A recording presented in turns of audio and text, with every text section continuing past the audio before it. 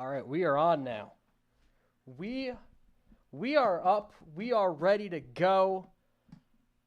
Hello everybody. It is good to be here with you. Mitchell Lee alongside my good friend Howard Collings. We're going to be talking about the Falcon and the Winter Soldier today. Howard, first of all, it's good to see you. How the hell are you, man? Man, just surviving through this pandemic as best I can. It's a lot of stuff going on, but I'm very thankful we have some Marvel TV. I am so thankful. It's like every Friday I have something to look forward to, which has been so nice the last couple of weeks. Yeah, I got to tell you this has gotten me through the early part of 2021. This and WandaVision have just been, if nothing else, even if the episodes I felt themselves didn't really deliver, having this at the end of the week to look forward to is really what I missed about going to the movies in 2020, because it was always a matter of it might be something like I'm just Jack and Jill that I know is going to be really stupid, but I like having that end of the week thing. Good week, bad week. I have something that I can go sit down and watch and just either turn my brain up, sit in that dark room, and give me something to get ready for. And I know that we've been missing the MCU. Nothing in 2020. Nothing at all. And I think when you were mentioning it's kind of like going back to the movies, that's what it really feels like. Especially getting on social media again, it just seeing people react to the episodes. It feels like I'm back with Endgame and Far From Home and Infinity War when those most recent MCU movies came out. Like I feel like I'm back there because that's the one thing that I love about anything Marvel related, and even Star Wars too. It's just the social media reactions like right after the movies comes out and everybody's talking about it and it's the hottest thing. But with the TV, it's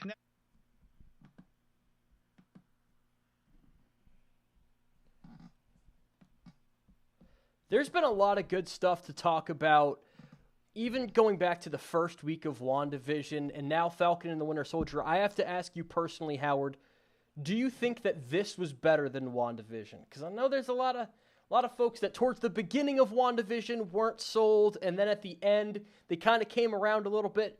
Where do you stand on Disney's starting of these MCU shows? so I was thinking about this a lot the last couple of days. I personally think that WandaVision was a better show. I think that it followed the show format better, and I felt like there wasn't as much of a rush at the end as it was in comparison to Falcon and Winter Soldier.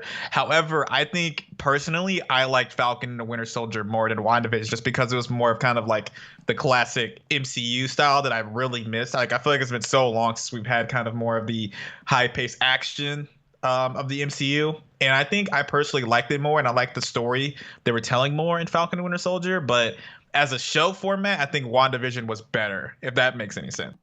I've got to tell you, when it came to WandaVision, I liked the creativity of where the episodes, they kind of all had a very similar feel. They had that commercial that would play in the middle of them, and you would look forward to that every week, and it'd be like, all right, how does this tie in to the next episode and other MCU stuff? And some of them were just damn haunting, like the one where the kid's eating like dollar store brand yogurt or Go-Gurt and then dies. And it's like, oh, well, it's only for survivors. That was haunting. But I will say, I think this show was more consistent, and it built up to the final episode, which I didn't know this. You have your ear more to the ground when it comes to how people are reacting to these shows a little bit better than I do. I'll give you credit for that. Apparently, there's a really mixed reaction to the final episode of this show, as opposed to the other ones, which were more consistently enjoyed. Yeah, from what I've seen is that a lot of the reviewers have been giving mixed reactions to this episode. I think that the big consensus with the reviewers is that they felt like the ending wasn't it didn't conclude in the best possible way. I think they were feeling that it was rushed, which I could kind of see and I could see where they were going at, but I think a lot of the Marvel fans really enjoyed the episode, and it's going to be kind of one of those episodes that was going to go back in a couple of years from now, where we're going to be like, "Oh, you remember this episode from Falcon and Winter Soldier, the last one?" And it's going to be kind of a debated topic for a long period of time. But I have seen that a lot of reviewers have been giving this negative reviews because they felt like it didn't pay off as well as it should have, so to speak. But for me personally, I thought the finale was good. I really enjoyed it. I can see it being rushed, but also I think it's just because the way the story was played out and how they wrote it, with Carly being the villain, so to speak, of the show, and then also with the introduction of Sharon Carter being the broker and all that stuff. And I think that I think it could have been a little bit more fleshed out in more episodes instead of just 6. I think they could have did 8 episodes, and it really would have fleshed the story out a little bit more. But I enjoyed it. I think it was cool. That's just how I feel. All right, so I'm going to ask this question to you, and I think I know where you're going to go with this, and that's okay. Predictability does not mean that it's the wrong answer. Falcon or the Winter Soldier, or I get spoilers, folks. It's in the damn title of the video. Are we going to call him Falcon, or are we calling him Captain America now? How are we doing this? And which one do you? That's what I'm thinking too. He earned that title. Which one do you think they did better? I think Captain America, first of all, it's Sam now. I think that there is no there. I think that whenever Avengers Endgame finished, that there was a lot of debate if Sam was truly going to be Captain America. I think with how the show played out and how it was written, that you can't really debate that Sam perfectly took up the mantle from Steve Rogers. I think that he took on so much adversity, and there was so much conflict in him even taking the shield up. And with them really fleshing out about the racial issue.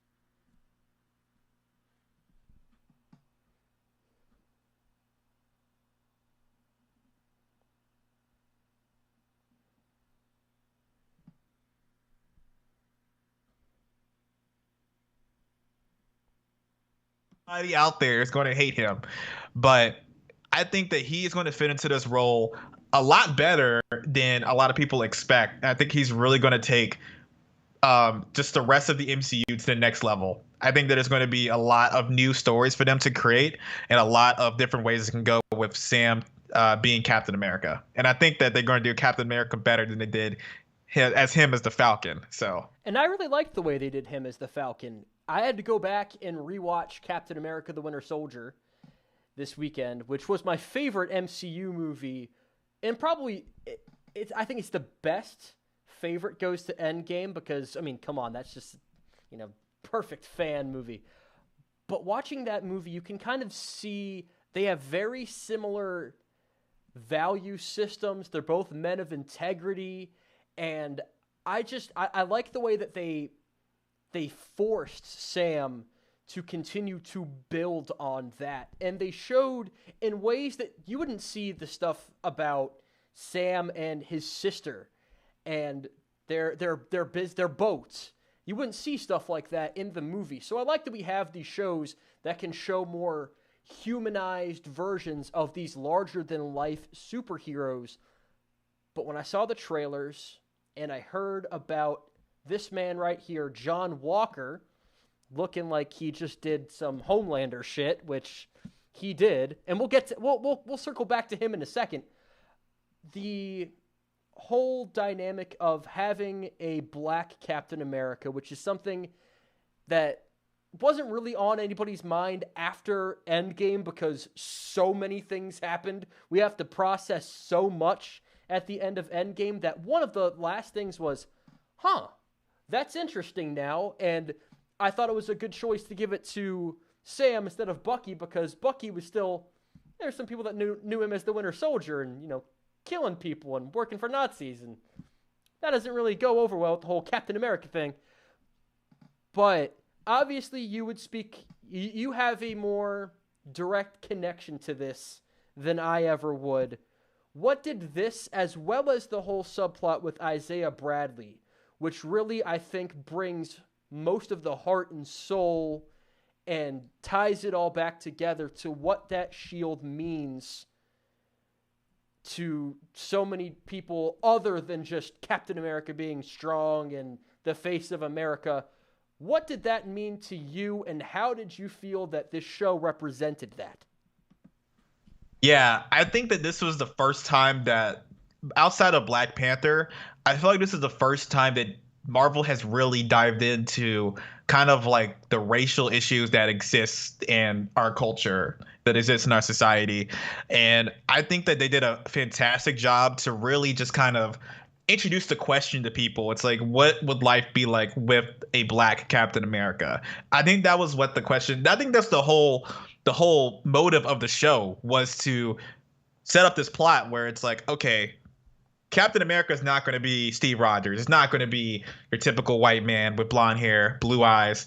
He's going to be somebody who's African American, who isn't going to be taking the serum. He's going to be somebody that is representing America without, having that extra stuff to go along with it. He's just a guy. I think that's what the most important thing about it is, that even though Sam is this new character, he is just like a normal person who wants to defend this country. And especially with the whole Isaiah Bradley storyline as well, because hearing that and just, watching some of those moments back, it was a little. It really was.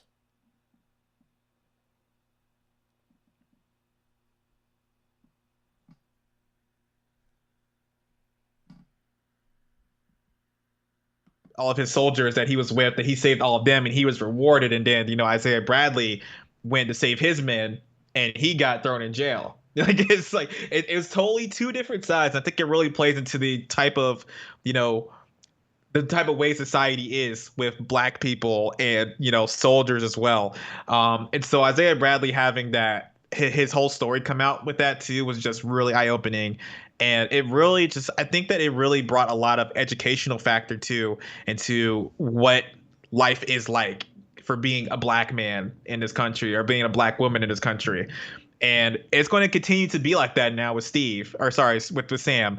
And it's going to hopefully change a lot of people's minds and opinions going forward, that this is your Captain America. Like, this is a situation where it's like, not my cap. Nah, this is your Captain America, man. You're going to have to respect and listen. But just overall, I think that Marvel did a fantastic job with touching the issues there. And also for Bucky, too, realizing that whenever they gave the shield to Sam, him and Steve didn't realize what that meant. I don't think either of them realized that. And I really like that Bucky touched on that. And he started to come to terms with like, oh, you're going to be a black Captain America. And he started understanding and getting it more. So, yeah, overall, loved it. And I think did a great job. The thing with Isaiah Bradley that I really liked is, I think it's if you don't count the end credit scene or the mid credit scene, the final scene with him and Sam in the museum, where it's like, hey, I know I can't undo the stuff that happened to you, but recognition. People will know what you did and will know the sacrifices that you made, willingly or not, for this country, and that's going to be immortalized, as well as your legacy. And that he didn't have to take everything that Isaiah said as gospel. And that's something they came up with in this is a 6-episode show, if I'm not mistaken, in the 5th episode, where it's like, yeah, Isaiah said this, but I can be my own person. And I really liked that. I liked that every single character had to make decisions for themselves. They weren't just going to take, whether it was something Isaiah said or something that Steve said. They mentioned that. Hey, Steve's not here. Steve's not Captain America right now. He left you this shield, and what happens with that, the legacy of this shield now, that's up to you. And let's dive into John Walker for a second. We'll come back to Bucky. I thought that this guy was going to be Homelander midway through this season, especially with that shot at the end of the 4th episode where he just brutally kills this guy. Blood on the shield. One of the best shots in Marvel anything. TV, movies. You can tell that this isn't seen as some run-of-the-mill show to Disney. They're putting the fight scenes. It doesn't look cheap. It's all just chef's kiss. Love it. But this guy had more to him than just, I'm just this asshole who doesn't understand the legacy of the Shield. He had good moments. He had bad. It wasn't no pun intended. It wasn't black and white with him.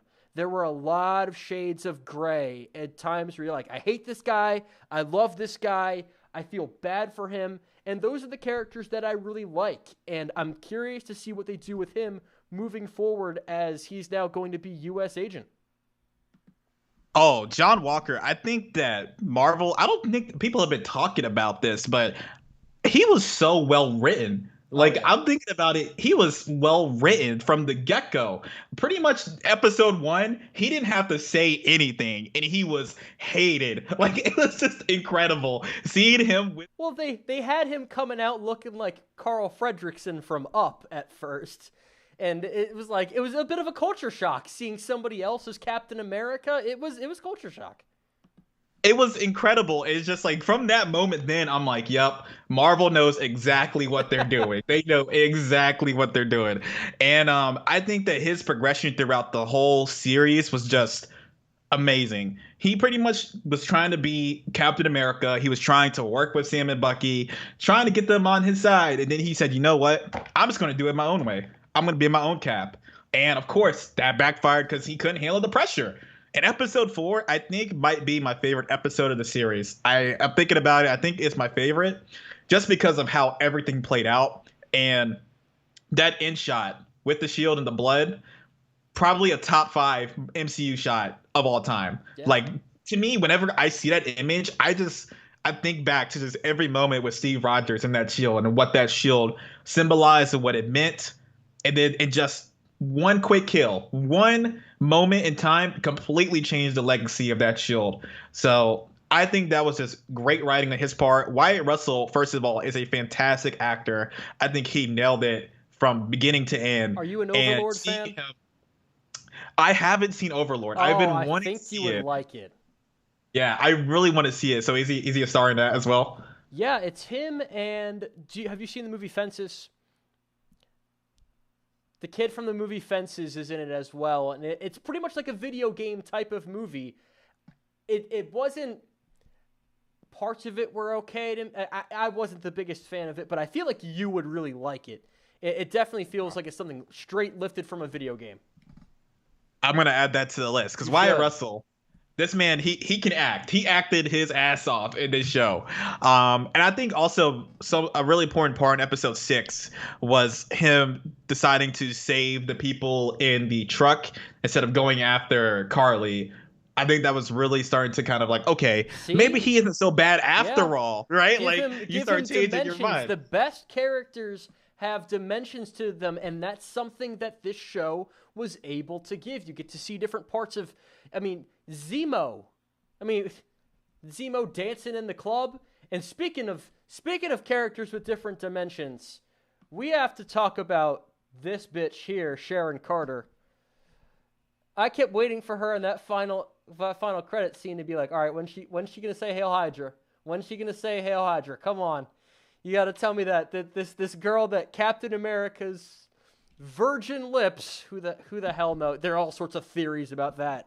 Kissed in Captain America's Civil War. Did he kiss the lips of a Hydra agent?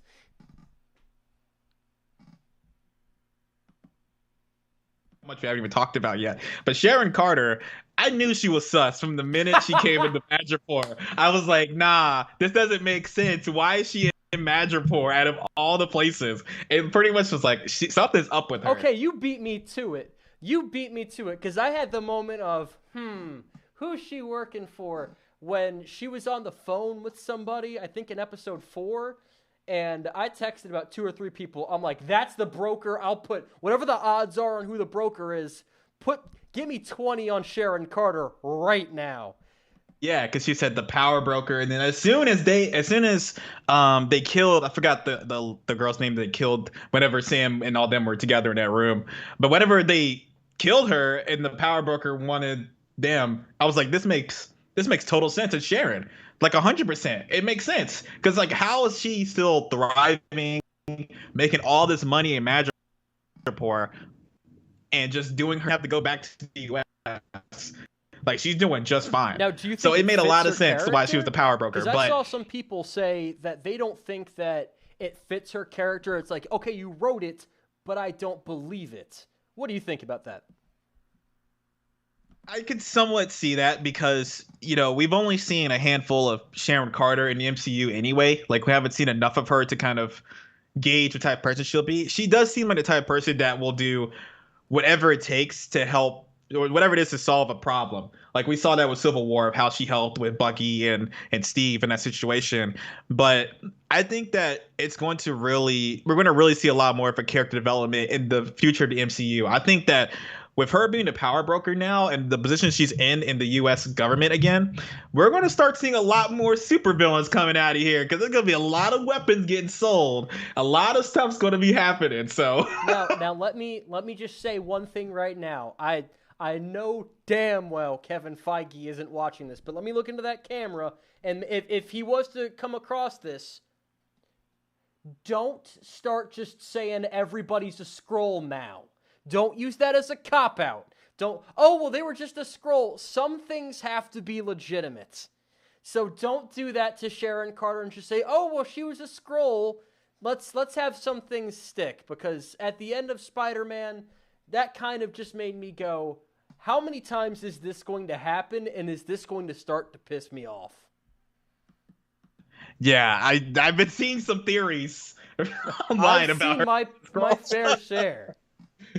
I don't think this one's that case. I don't think Marvel's going to go that route because I think with her being the power broker, it's going to set up the MCU so much more than her being a Skrull and just for a cop out. Like, because if you think about what Marvel has already announced going forward, the first thing I think of is Armor Wars. Like, that's one of their new shows they have coming out in the next couple of years.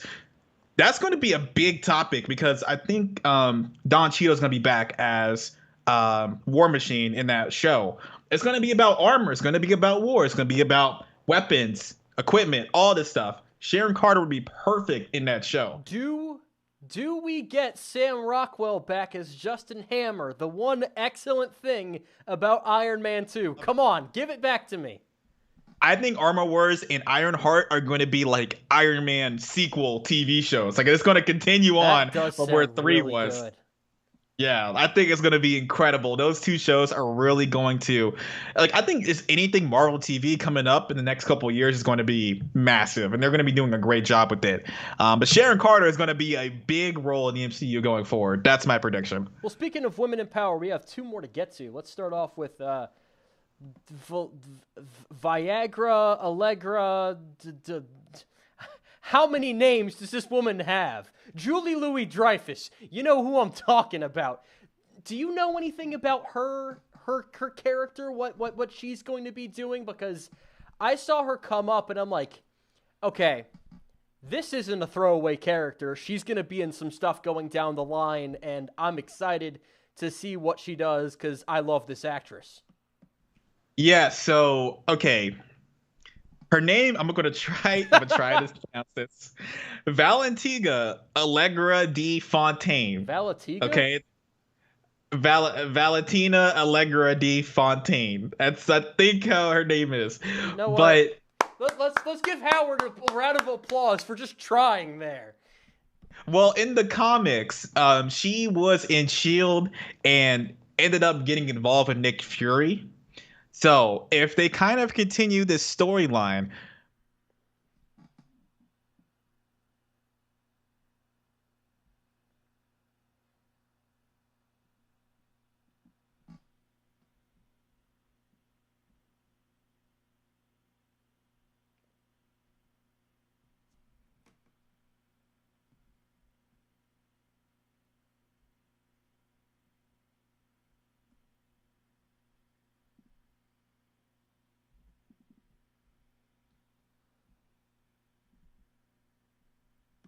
but her character is going to be very important just with her ties inside of the government and also being recruited by S.H.I.E.L.D.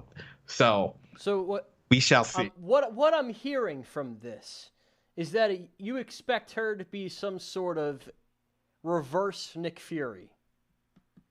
Yes, That's like what it sounds like. I like that a lot.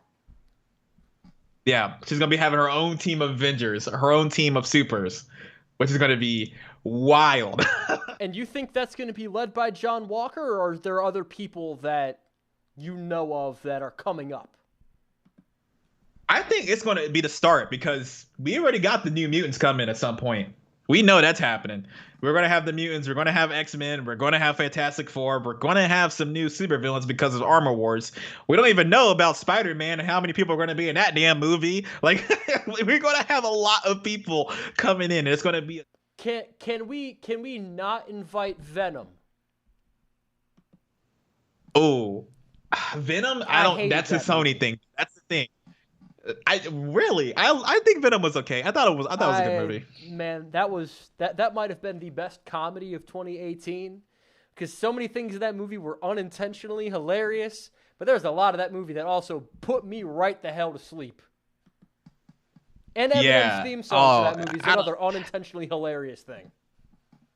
Venom, Venom, Venom, Venom. Like, no, I liked Venom, but see, the thing is with Sony, they're so weird with how they're doing the MCU stuff because Venom would be great to have in the MCU. So is any other member of the Sinister Six, or whoever else comes in. Morbius. I just don't know if they're going to do it. I just don't know. That's the whole thing. It's up in the air. We had the theories about the Into the Spider-Verse movie crossing over. I don't think they're gonna do. I think they're gonna keep the animated, and the live action, the live action. That being said, that Spider-Verse movie is the best thing Sony's ever done. Oh, I agree, 100%. Spider Verse was incredible, but when you're watching WandaVision, you're watching Falcon and Winter Soldier, I think that you get excited just for the future of the MCU. It's that Marvel has a plan of what they're going to be doing. They already outlined their next movies for the next 2 or 3 years. They've Beyond already that, talked about the TV beyond shows. that, I mean, they have a Blade movie coming up, and there's no release date for it. All we know is that they got the casting 150% correct. Yes, Mahershala Ali. But the problem is with that is that does that make the Netflix Marvel TV shows not canon? Because they were canon, but apparently they might not be canon. But what does that mean? So it's a lot of questions. A lot of questions there. Because he was I can't remember his name in the show, but he was a big prominent. He was the villain in Luke Cage. Because I distinctly remember you coming into WASU and you said, and we both watched that show, and you just went, uh, something like, what he said something like, "What can Brown do for you?" Or I guess Brown Yeah. does deliver, or Yes. something Yes. like that. It was the Yes. funniest line in the Yes. whole Yes. series. He killed it, bro. He was amazing in that show. And then of course they killed him halfway through. It's the worst So thing. stupid. The worst thing they did. That's the worst thing. Because I liked the guy that played Luke Cage, but Mahershala Ali just, I mean, he went on to win 2 Oscars afterwards. Of course he made the show better. Okay, he was Cottonmouth. That was his name. I Cottonmouth. thought it, and That's it. he didn't like being called Cottonmouth. And they had the picture of him with that Biggie picture where he had the crown on his head. Again, MCU Phenomenal. cinematography. Yeah. I got a little off track there, but going back to to Valentina, I think that she is going to be another big role in the future of the MCU, and I am very excited to see what they do with her and John Walker. It's going to be crazy. All right, so what did you think about her, Carly, and the Flag Smashers? That's an element of the show that took me a bit to warm up to, and ultimately I liked the conclusion of that whole story, and I liked that coming off of the blip, which, I'll be honest, I hate that damn name. Call it the Snap. That's what it was. I hate the blip. It just makes it sound like a cheap soda. But I like the fact that we're seeing political repercussions, might not be the right word, but reactions to this massive event. Yeah, well, first, Erin Killerman is incredible. First of all, she's a great actress. I think that the Flag Smasher storyline should have been fleshed out a I little agree. more. I think that we saw a good glimpse of it with pretty much we saw their motto. We knew what they were after. They were tired of the people in power, and they had a good reason for doing what they were doing. But the fact is, whenever Carly, started blowing people up, like that's when you're like, all right, then you're back. It's kind of the same thing with Killmonger too, because Killmonger, his intentions were right. He had the right intentions. He was going about it the complete wrong way, and that's what made him a villain.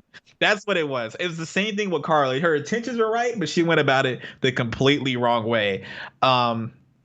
I do think though a lot of people weren't a fan because she wasn't really like a villain. I would say she was more kind of like an anti-hero in the show. I wouldn't say she was a villain. She was just kind of a misguided character that really needed a lot of like mentoring and teaching to understand. But I think that she was fine. I don't think she was like the best villain in MCU. She's not the worst, but wasn't the best one. Malekith from but Thor 2 still there.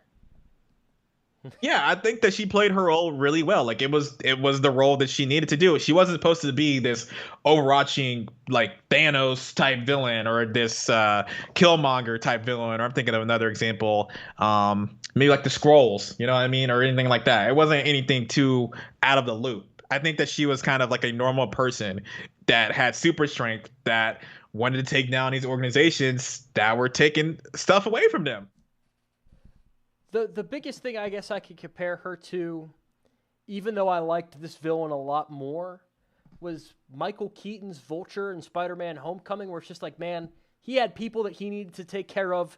The circumstances made it significantly tougher for him to do so, and she's just doing what she has to do, and now she's just past the point of asking for forgiveness. Or for permission, sorry. Yeah, she said, I'm going to take matters in my own hands and I'm going to get a bunch of people. And she was getting support. And she's like, we're going to do this our own way. And I think that's how the whole theme of the show goes back to, too, is that people are starting to do things on their own. They're starting to take matters in their own hands instead of waiting for the Avengers to come save them or whatever it may be. And so I think Carly was fine. I didn't hate her, didn't love her, but thought she was fine. And I thought Aaron Kellyman played her character pretty good. So all right, we haven't talked much about Bucky yet.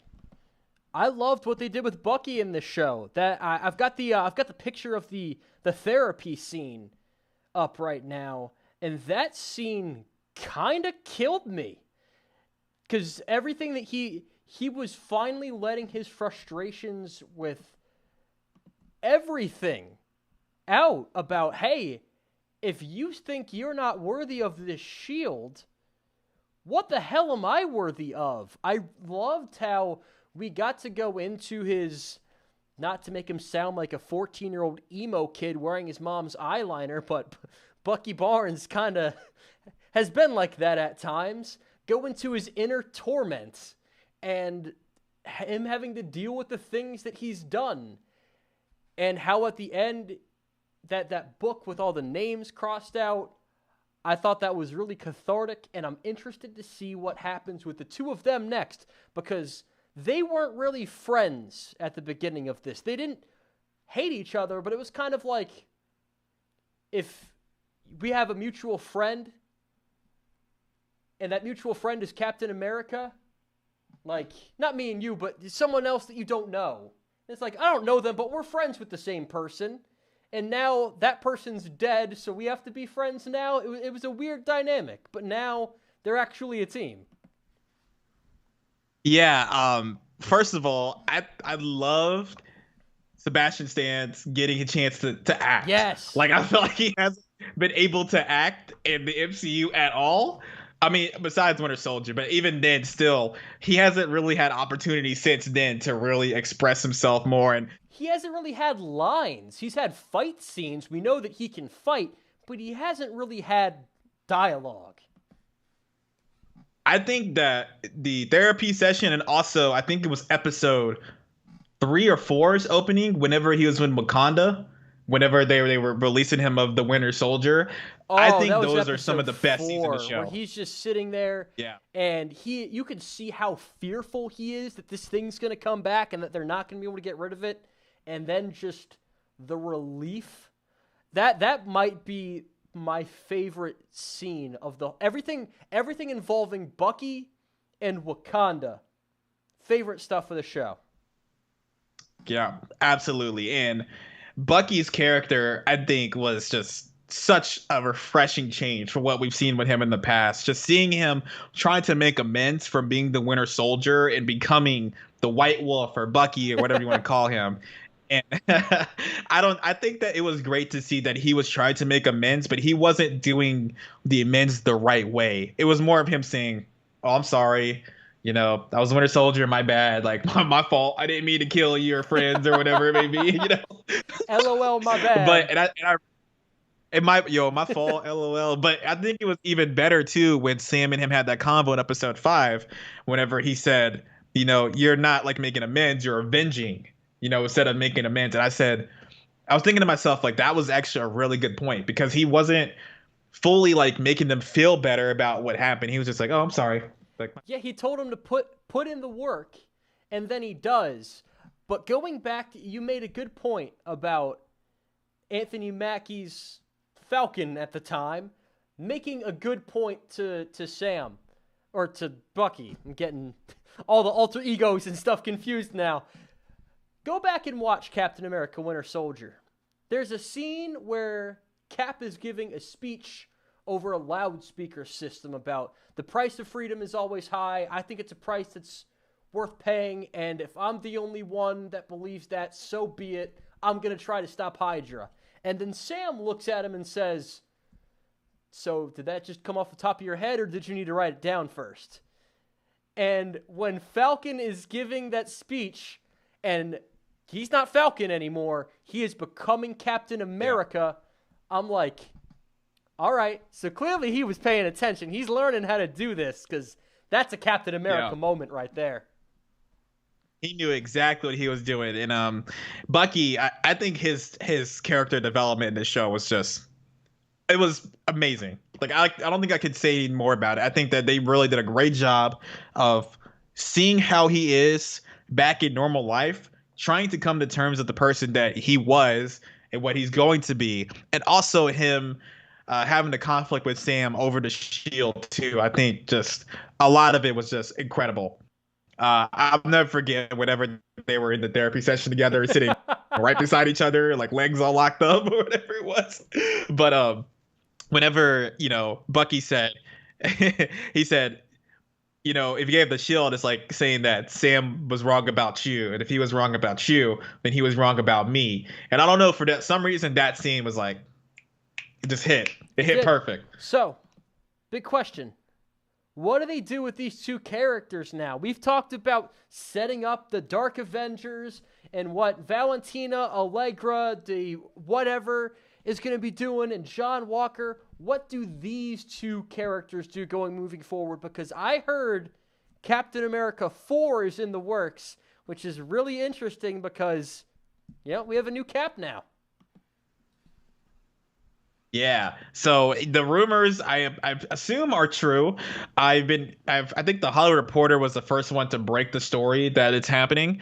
So it seems like it's pretty much happening at this point. And the showrunner from Falcon Winter Soldier will be doing the script for the Captain America 4 movie. So we already know that Sam is going to be back as Captain America, and that's pretty much what's a given anyway, that he's going to be the next phase of Marvel. He's going to be probably one of the bigger characters they focus on going forward. So we do know Cap 4 is coming, which is going to be great. For Bucky, I think that his future is going to be very up in the air, because I assume that he's going to be continuing to work with Sam, probably on Cap 4 as well. But outside of that, I don't know where Bucky will land in the MCU. Like, I feel like there's a lot of questions with him now going forward, because he can do anything really. He could just chill and not be involved in anything anymore. He could work with Sam on things. He maybe get called up to do some stuff with Shield. It's just a lot of crazy ideas for Bucky going forward. I think for the future of Bucky, I think. Yeah, I'm very curious to see what happens with Bucky because he's always kind of been a side character, and this is the first time that he's ever really been thrown into the main one of the main roles. Falcon, we kind of figured would be in that once he got the shield, and it's like, all right, you're Captain America now. But then Anthony Mackie said, hey, I'm not Captain America, so what the hell are we doing? Turns out he's not Captain America yet. He's earned that now. Do we think that there's going to be a season 2 of this show, or is that just going to be Captain America 4 that goes to theaters? I think they're going to keep it limited. I don't think they're going to do another season of Falcon and Winter Soldier. If they do, they're probably going to have to rename it, first of all, Captain America and the Winter Soldier. So that's going to be one thing. But I think they're going to go with Cap 4.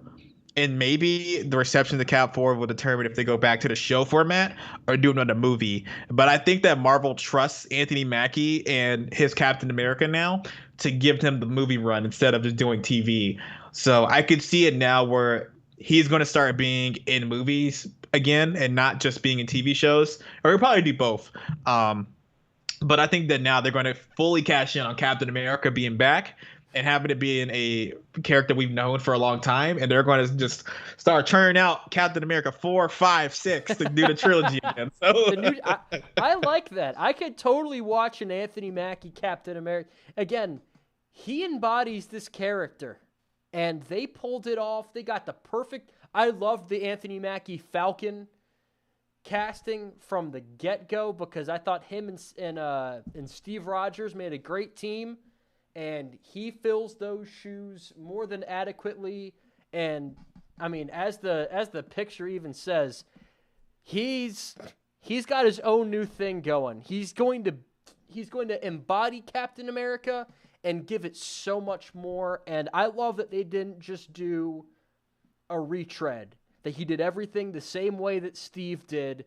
That he actually had to face the obstacles that came with the challenges of not only just being a black Captain America, but filling those shoes of somebody so universally beloved. I mean, that would have been a challenge for anybody to fill.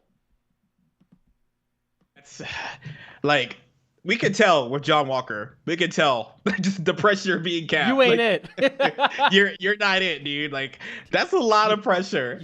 you might be nice for a couple of things. You can kill a few people, but Captain America is not you.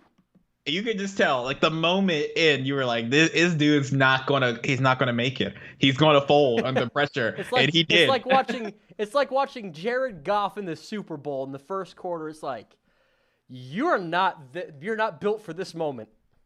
I think just because, he was in the military and he did a lot of things in the military, that he was going to be able to handle the pressure of being the one. Because when you're in the military, you're not by yourself. You're with a squadron of people that are going to work together to get whatever task needs to be done in war. You're Captain America. I mean, besides the Avengers, you're the one. You're the only one representing America in that way. That's a lot of pressure to put on anybody. And he was just not the person to take that mantle. And we knew that going in. Why would they give it to him instead of giving it to Sam from the get-go? Especially somebody who has defended Earth, who has been who has understood what it means to fight a global war, and who when Carly's talking about have you ever fought for something bigger than yourself? I just see that scene of everybody coming in the portals, and I'm like, do you know what this man has done? Was he maybe the most important one out there? No, but he was out there fighting. You shut your damn mouth, woman. You wouldn't. Half of these people wouldn't be here if it wasn't for all the people there on that battleground that day. Exactly. 2 years ago to this exact day, 2 years ago today, I walked into that theater and saw Avengers Endgame, and I'm guessing you did the same. One of the best. 2 years today? Yeah. Wow. Man, that's crazy. That is incredible. And I think this is an interesting note to talk about here because movie theaters are kind of coming back a little bit. And I will always remember I saw that movie like 5 times opening weekend. It was one of those you just wanted to go in as many times as possible because the crowds were insane. I've never seen tailgating for movies. But the second time I went to go see this movie, there were people grilling in the parking lot and like throwing around footballs like you would for a football game. Yes. Yeah, they were all there. We had people. They had a grill going. They had some hot dogs. Their movie started in like an hour and a half, and they're like, you know what? We're gonna make the most of this. We're grilling out for the Avengers, and I was just like, I'm going to see this movie as many times as I can because I am never getting this experience again. And 2020 made me very grateful for that because I had those memories, and it's like, man. Oh, very different world we're living in right now. And now as things start to come back a little bit, I don't know if I necessarily have that to look forward to because that's a once-in-a-lifetime type of experience. But MCU movies, Black Widow in July, and we've got new Loki show in June. Are you looking forward to that? I am not as excited. That did not sound excited. I'm not as excited for Loki as I was for Falcon and WandaVision. Like, Loki is a great character, but he isn't my favorite. So for me, it's like I would like to extend my personal thank you because anytime I say that to anybody, like, how the hell do you not like Loki? Loki is the best villain in the MCU. First of all, no. Thanos, Killmonger, and Vulture. I'm a Vulture guy. I absolutely loved Michael Keaton in Spider-Man: Homecoming. I'm honestly a little tired of Loki. I'm gonna be honest. I'll still watch this show. Obviously, I'm looking forward to it because the MCU, they've earned that. They could put out, hey, the MCU show coming out tomorrow. It's called I Poop on Your Porch. Come watch it, and I'll be like, oh boy, I can't wait for this one. But Owen Wilson in the Loki show is the one thing that I'm like, okay. How is this gonna work? Like, it's weird because Loki is as a character, he is great. It's just for me, I'm not as interested in his story as I am with more characters outside of that. So I'm gonna watch it. I'm gonna be there every Friday morning. I'm gonna watch it. There's nothing gonna change my mind about that. But I'm just not as interested in Loki as I am for the other shows and the shows that are coming later this year. Like, I am more interested in Miss Marvel and Hawkeye than I am for Loki. 100%. I can't say that I know enough about those to be as excited as I was about those two, but I've noticed something lately. Unless it's an Avengers movie, I tend to get more excited for these MCU movies the less I know about them. Like, I'm so pumped for Shang-Chi and Eternals because I know nothing about either of those, and I'm so excited to learn. Yeah. Yeah. And I think that's the same for me, too, because, like, Miss Marvel is a relatively new character in the MCU, like, or not even MCU, just in the comic books. But I got... Who's playing her, by the way? About her. Her name is, like, Iman something. She's... I think an Indian actress, and she's like really young too. So she's like 16, 17. But that's the theory of the show, is that she is a fan of Captain Marvel. So that show is going to tie into Captain Marvel 2, and she's going to be in that as well. Wait, so they just got a fan of the comic to just be in the show and play the main character? There's more to it. There's a lot more to it. She becomes a superhero, but you have to kind of figure out. Oh, okay. I thought that was like the actual actress. I'm like, that's like asking me to play Batman. I can't fill that role at all, or like me to play James Bond.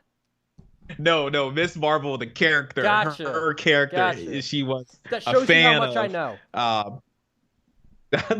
No, these are like new characters they're throwing into us anyway, so it's like a lot of new stuff for a lot of people that they aren't really expecting. But Hawkeye is going to be great because of Kate Bishop, who is going to take over the Hawkeye role going forward, I believe. And Haley Steinfeld is going to kill it. She's going to kill it as Kate Bishop. She's the perfect casting. So I'm looking forward to anything Marvel has to throw at us.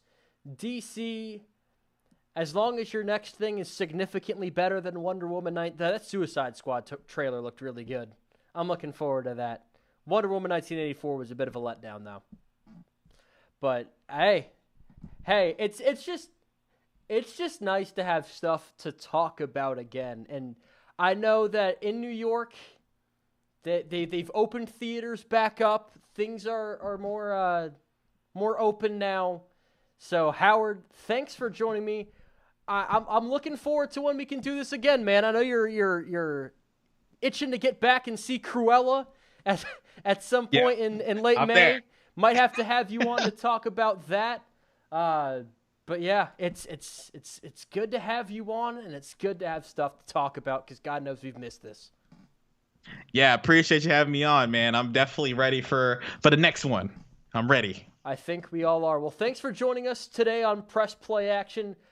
This week is going to be draft week on Press Play Action, and Howard, I know 100% as a fellow Jets fan, we're nervous. I'm watching it very closely, very, very closely. We're going to be very nervous, and a good buddy of ours, Brandon, too, is going to be joining me on Thursday for some draft stuff, so that should be fun. Thanks for joining us, and more draft coverage coming this week.